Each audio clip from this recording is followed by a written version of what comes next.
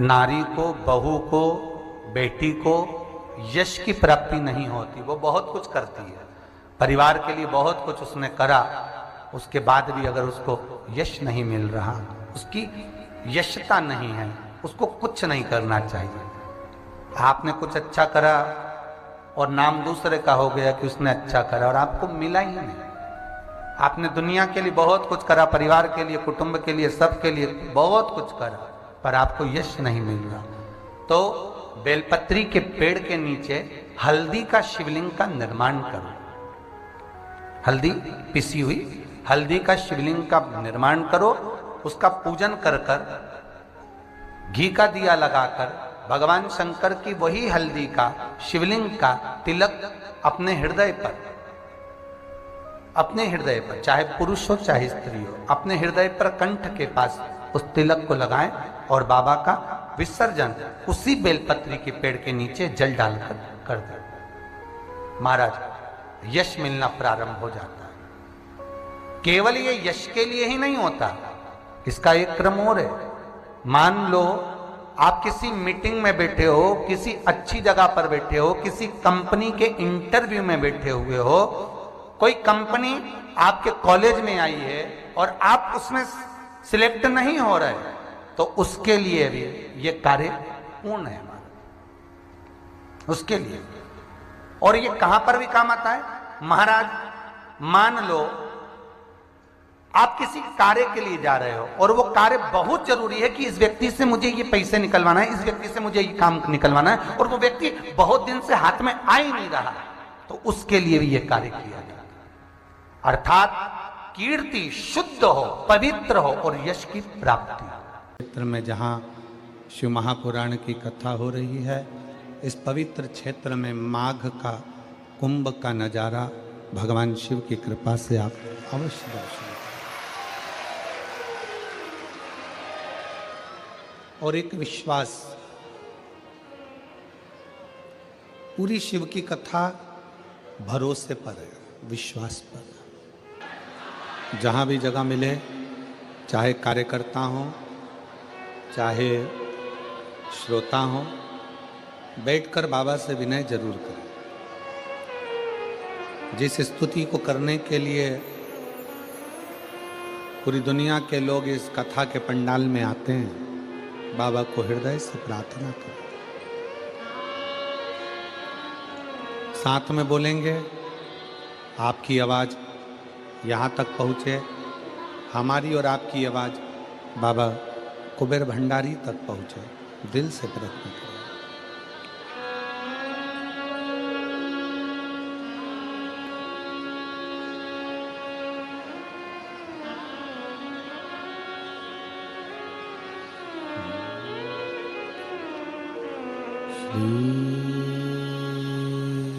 शिवाय नमस्तुभ्यं, श्री शिवाय नमस्तुभ्यं, श्री शिवाय नमस्तुभ्यं, श्री शिवाय नमस्तुभ्यं, श्री शिवाय नमस्तुभ्यं। भोला सब दुख काटो भाया, ओ भोला सब दुख काटो भाया।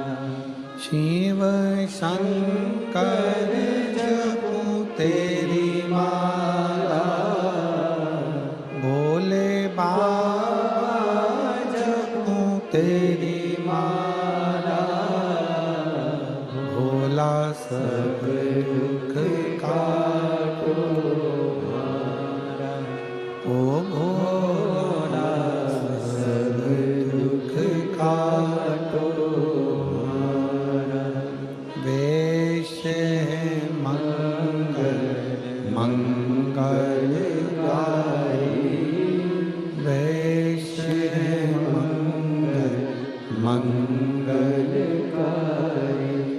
शमशान वासी हमारा, शमशान वासी हमारा, ओ भोला सब दुख काटो हमारा, ओ भोला सब दुख काटो हमारा।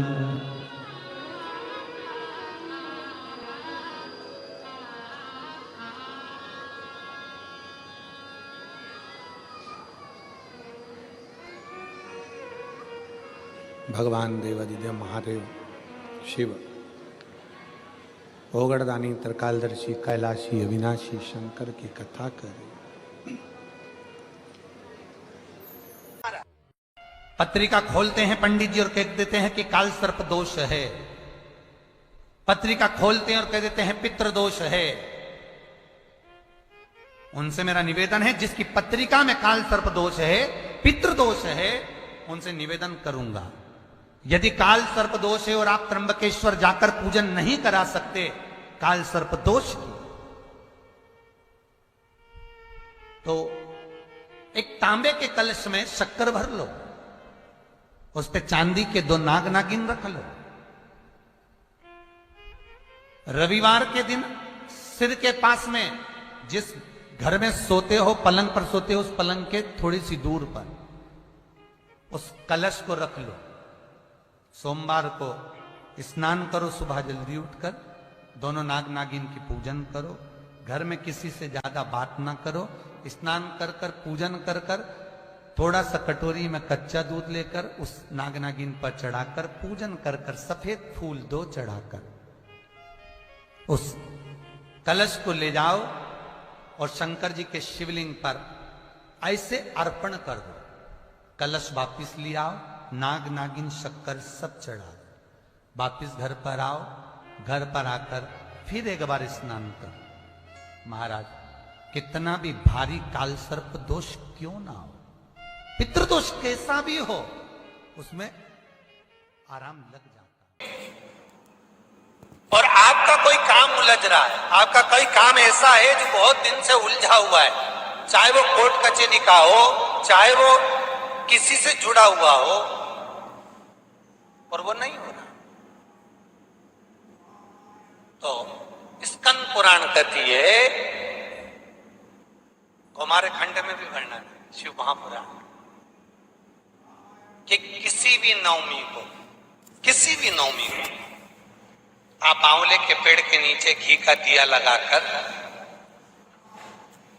मौली मतलब हाथ में जो नाड़ा बांधते हैं, लच्छा, मौली, लच्छा, नाड़ा, हाथ में बांधने वाला पूजन वाला धागा लाल, घी का दिया लगाकर 5 परिक्रमा आंवले के वृक्ष की कर लीजिए।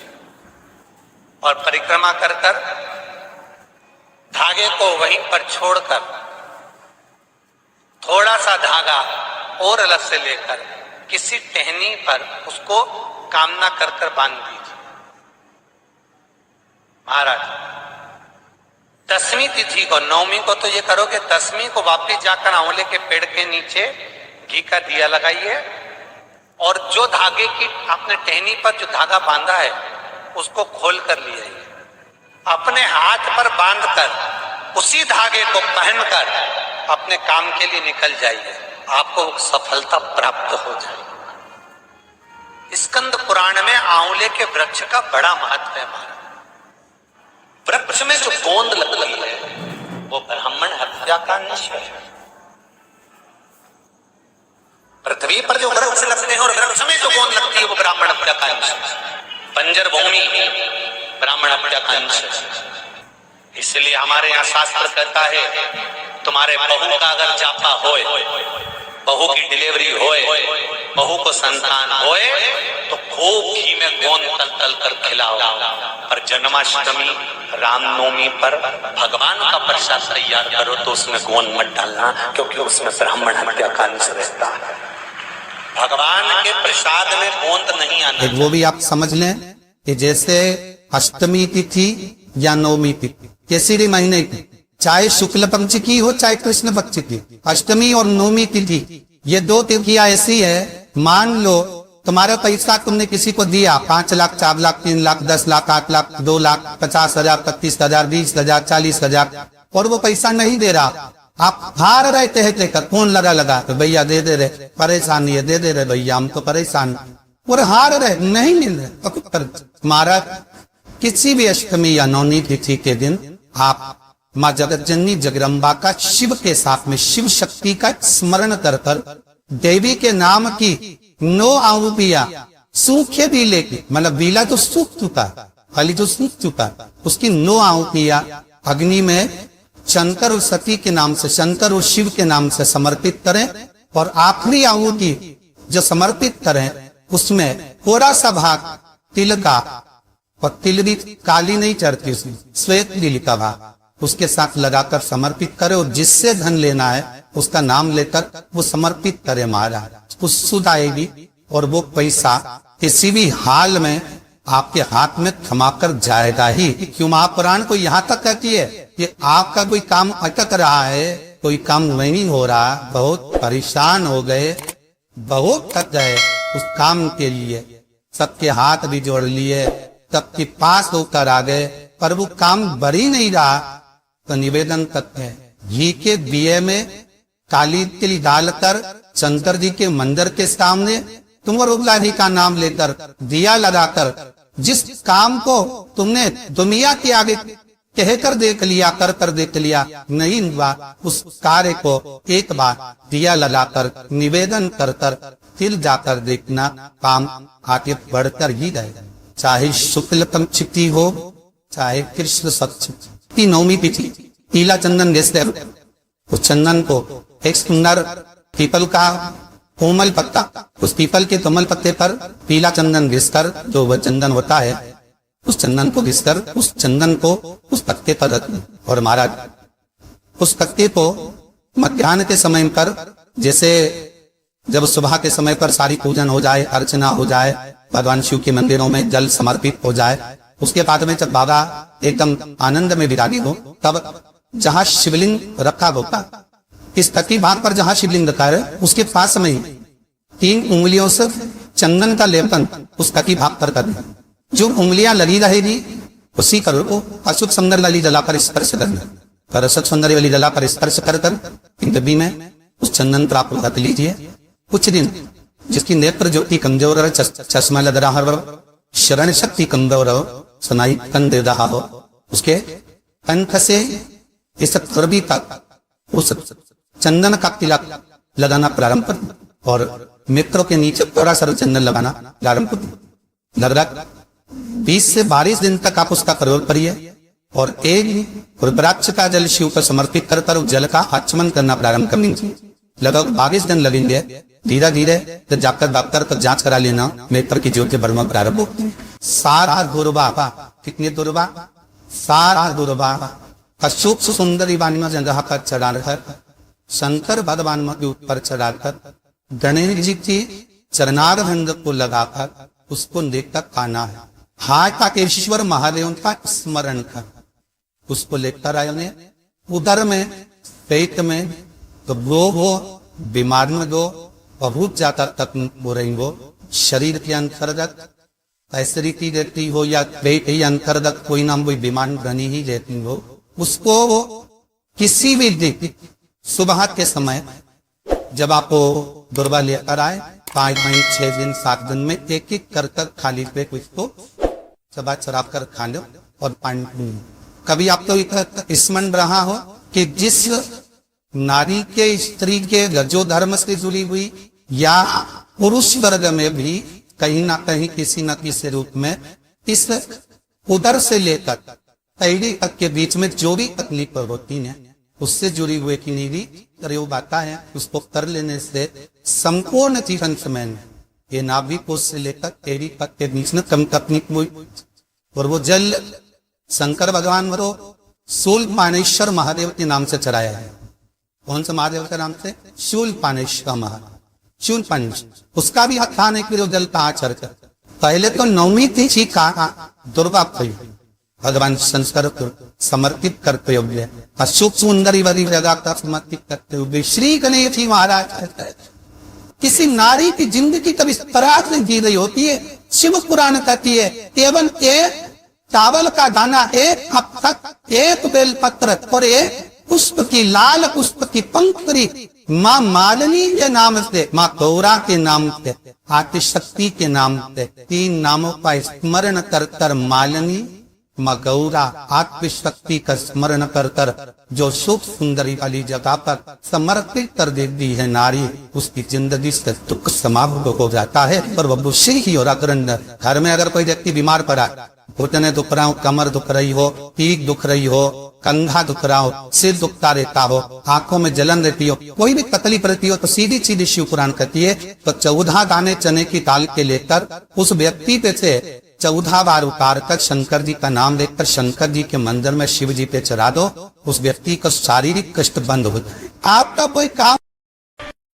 सूर्य नारायण भगवान को रविवार के दिन पूजा जाता है। वैसे तो नियम से रोज जल चढ़ना चाहिए, पर अगर बीपी शुगर वाले हैं, आप रोज जल चढ़ा रहे हो तो रविवार सोमवार का ध्यान कर लेना। रविवार को चढ़ाए तो सोमवार को शिव जी को चढ़ाए, उसी तांबे के लोटे। जिसको कैंसर जैसी बीमारी हो, लीवर किडनी की बीमारी हो, डायलिसिस चल रहा हो या बीपी ज्यादा ऊंचा नीचा हो रहा हो, तो रविवार के दिन जब सूर्य नारायण भगवान को अर्घ दो, रविवार के दिन जब सूर्य नारायण भगवान को अर्घ दो और रविवार के दिन जब सूर्य नारायण भगवान को अर्घ दोगे तो उसी तांबे के लोटे को धोना मत, रख देना और उसी तांबे के लोटे को रविवार को सूर्य को अर्घ देकर वही तांबे के लोटे में फिर पानी भर लेना और सोमवार के दिन उसी तांबे के लोटे से शंकर जी को जाकर जल चढ़ा देना और उस पानी को लाकर थोड़ा सा आचमन कर लेना। बीपी और शुगर लेवल में आना प्रारंभ हो जाएगा। 2-4 हफ्ते कर देखो।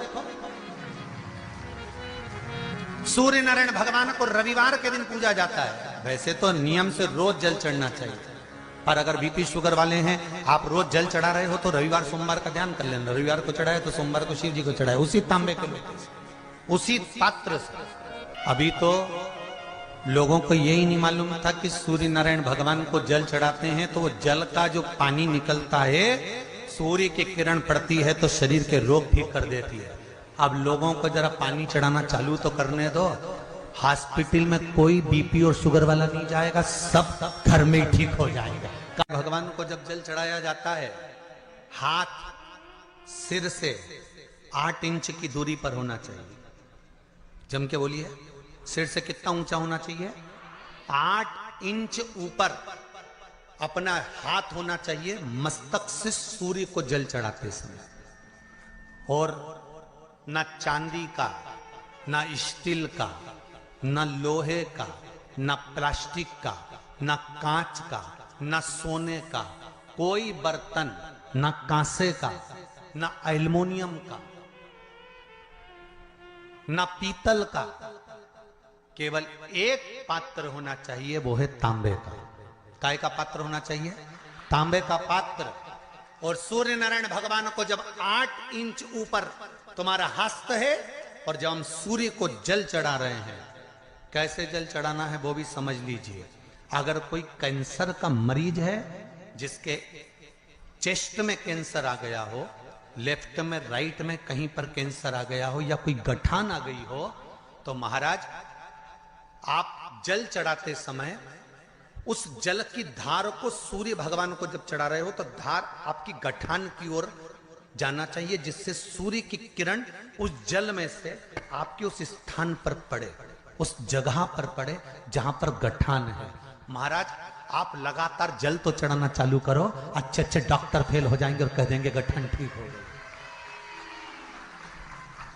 आपका लीवर और किडनी गड़बड़ कर रहा है, आप प्रतिदिन आपका स्वास्थ्य गड़बड़ रहता है, आप प्रतिदिन ये ज्योतिष शास्त्र के अंतर्गत, रत्न शास्त्र के अंतर्गत, ये रत्न शास्त्र, ज्योतिष शास्त्र, रंग शास्त्र जो हमारे यहाँ है, रंगों के हिसाब से ये जितने रत्न होते हैं, माणिक हुआ, सोन मोती हुआ, नीलम हुआ, मूंगा हुआ, पुखराज हुआ, ये क्यों कहते हैं ये पीला है, ये सफेद है, ये नीला है, ये लाल है, इसको शरीर में क्यों पहनाते हैं? उसका कारण होता है कि जब शरीर में पहनते हैं सूर्य की किरण उसमें पड़ती है, हमारे शरीर पर वो कलर का इफेक्ट पड़ता है, उस कलर को शरीर पर लगता है, और शरीर पर लगता है तो हमारा शरीर धीरे धीरे, हमारी जो इंद्रियां हैं वो सही होने लगती हैं, काम सही होने लगता है। तो आप कहते हो ना सब, मैं कौन सा नक पहनूं, मैं कौन सा मोती पहनूं, मैं कौन सा पुखराज पहनूं, मैं कौन सा नीलम पहनूं, वो ज्योतिष शास्त्र के अंतर्गत, रत्न शास्त्र के अंतर्गत जितने रत्न हम पहनते हैं, ये केवल उस किरण के लिए ही तो पहनते हैं कि जो सूर्य की किरण मिले,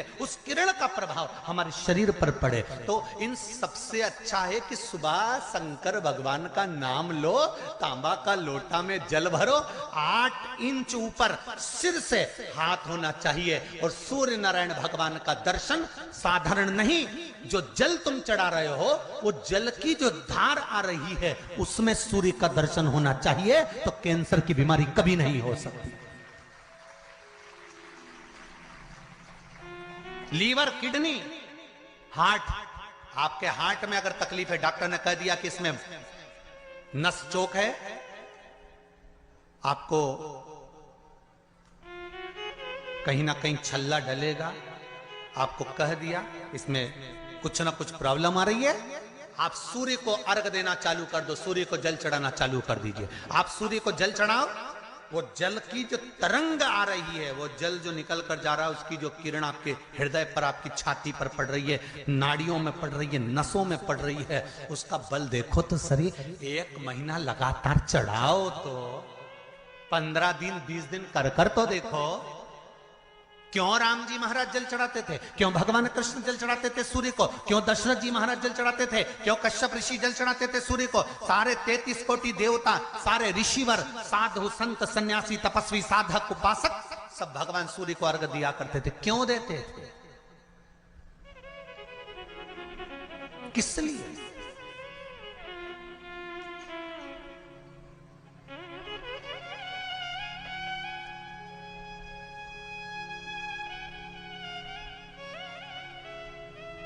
सूर्य नारायण भगवान को जल चढ़ाते समय आपके पंजों की एड़ी ऊंची नहीं होना चाहिए, ध्यान दीजिएगा महाराज। आपका पंजा पांव का पूरा की पूरा जमा होना चाहिए भूमि पर। हाथ कितने इंच ऊपर, 8 इंच ऊपर होना चाहिए। जल जो गिरे, सूर्य की किरण, सूर्य का दर्शन उस जल की रोशनी में करना चाहिए। क्या होगा उससे? जिस बच्चे को आंख में चश्मा लगा हो, मोटे से मोटा चश्मा लगा हो, छूट नहीं रहा हो, तो थोड़े दिन उसको सूर्य का अर्घ चढ़वाना चालू कर दो और जल में से सूर्य का दर्शन कराना चालू कर दो। सूर्य का दर्शन जल में से 2 महीना 2.5 महीना बहुत है, आंख की रोशनी बढ़ जाएगी, चश्मा हट जाएगा। आप कर देखिए। अब एक प्रश्न और खड़ा होता है सूर्य को अर्घ देने का। गुरुजी, पंचदेव पंचायत में सूर्य नारायण भगवान शंकर की पंचायत में हैं। सूर्य नारायण को हम फ्लैट में रहते हैं, हम फ्लैट के अंदर रहते हैं, तो हम फ्लैट में रहते हैं, हमारे यहाँ अगर छज्जा नहीं है, हमारे यहाँ जगह नहीं है, तो हम सूर्य को अर्घ कैसे दें? तो महाराज खिड़की तो होगी, अगर घर में फ्लैट में पानी ढुलेगा और आप लोग नहीं समेट सकते तो एक बाल्टी रख लो, एक पात्र रख लो, पर सूर्य नारायण भगवान को अर्घ देकर रोशनी शरीर पर पड़ना चाहिए। जिंदगी में कभी कोई बड़ी बीमारी नहीं आ सकती। कितने लोग देते हैं सूर्य को अर्घ? जरा हाथ उठाओ। बहुत बढ़िया, बहुत जोरदार। पुरुष लोग भी देते हैं ना, चाहे बच्चे से बच्चा, बच्चों के हाथ में भी 1 लोटा पानी पकड़ाओ। घर में छोटे बच्चे हो ना, उनको तांबे का लोटा दो, पानी दो, जा बाहर खड़े हो जा, 1 लोटा पानी चढ़ा के आ। पहले दिन आप स्वयं बच्चे के साथ बाहर खड़ी हो, ओटले पर, घर के बाहर खड़ी हो, छत पे खड़ी हो या घर के बाहर खड़ी हो, और बच्चे से कह लो चढ़ाओ बेटा, देखो ऐसा हाथ 8 इंच ऊपर करिए, तांबे का लोटा लेकर पानी धीरे धीरे डोलना है। जैसे वो स्लो मोशन के सीन नहीं होते नाटक में, ये एकदम धीरे धीरे धीरे, बस नहीं तो मालूम पड़े छोरा छोरी एक साथ उंडेल के अंदर नहीं। जल चढ़ाते समय उस पानी में से सूर्य की किरण पड़ना चाहिए। सूर्य की किरण। एक बात और कहना चाहूंगा, अगर आप लोग स्वीकार करेंगे तो, अगर कहीं आपको लगता हो कि बच्चा पढ़ने में कमजोर है, विद्या में कमजोर है, रिजल्ट अच्छा नहीं आ रहा, पढ़ने में कमजोर है, वो पढ़े, अपनी जगह पढ़े, वो कार्य करे अपनी जगह करे, मेहनत करे अपनी जगह करे। बच्चों को कह दो कि कुछ समय के लिए सूर्य को अर्घ देना चालू कर। सूर्य की किरण जहां पर ब्राह्मण या हिंदू धर्म का व्यक्ति मस्तक पर तिलक लगाता है, भुकुटियों के बीच में उस सूर्य की किरण इस भुकुटी के बीच पड़ना चाहिए, परंतु पानी कम से कम ना करते हुए स्लो मोशन में धीरे धीरे गिरना चाहिए, एकदम धीरे धीरे। तो यहां एक रेखा सूर्य की किरण से पड़ती है।